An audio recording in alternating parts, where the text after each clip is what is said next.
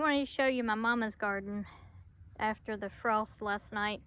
Everything's looking really good still because these are cold weather crops.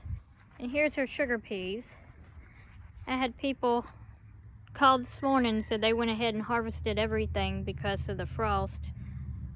And now their garden's empty. Y'all, these are cold weather crops. And this is South Carolina, not Ohio.